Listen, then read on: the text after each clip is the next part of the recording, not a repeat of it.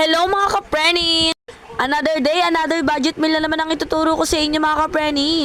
Kaya kung interesado ka, ay tapusin ang aking video and pakilike na rin kung nagustuhan mo. May nakita nga akong itlog pugo dito sa rep. Sakto, meron din pala ditong patatas at carrots. Kailangan ko na magmadali magluto kasi after 30 minutes ay uuwi na si Jowa. Nilaga ko na nga yung mga itlog pugo. After ilang minuto ay naluto na ito. At sinimulan ko na nga ito balatan. At sa wakas, after 2 years ay natapos ko na rin balatan ng mga itlog pugo na ito. Set aside muna natin ito at mag-isa lamang tayo ng sibuyas, bawang, gisahin ng maigi hanggang sa mag-golden brown ito.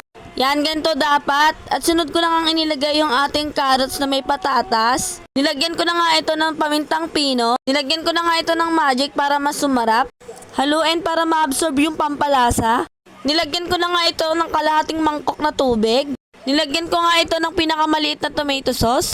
Lagyan nyo na rin po ito ng liver spread. Nilagyan ko na nga rin ito ng isang kutsara na peanut butter. Haluin lamang ng maigi at antayin na ito kumulo.